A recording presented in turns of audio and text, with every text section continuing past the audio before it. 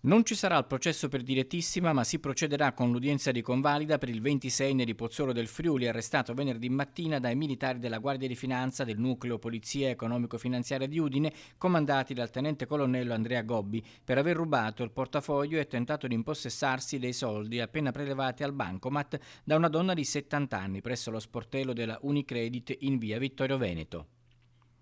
Inizialmente accusato di furto con strappo aggravato, il pubblico ministero ha deciso per il cambio di imputazione, aggravando l'ipotesi di reato che è diventata rapina impropria.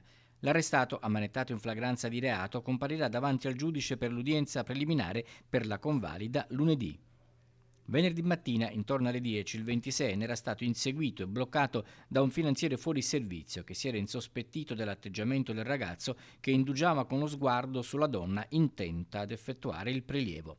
Con un gesto rapido, il ladro, appena conclusa l'operazione, ha sfilato il portafoglio dalle mani della signora e tentato di impossessarsi anche dei soldi appena prelevati. Poi si è dato alla fuga, ma è stato inseguito dal finanziere e bloccato prima che potesse dileguarsi. Nel frattempo sono arrivati sul posto i colleghi del nucleo di polizia economico-finanziaria di Udine e lo hanno ammanettato e condotto in caserma. Una volta identificato è emerso che il giovane non è nuovo ad episodi del genere e ha precedenti specifici. Segnalato all'autorità giudiziaria, inizialmente denunciato per furto con strappo aggravato, il pubblico ministero ha optato per la modifica del reato, che è diventato dunque rapina impropria, di cui dovrà rispondere, assistito per la difesa dall'avvocato di fiducia Patrizia Fiore del Foro di Udine.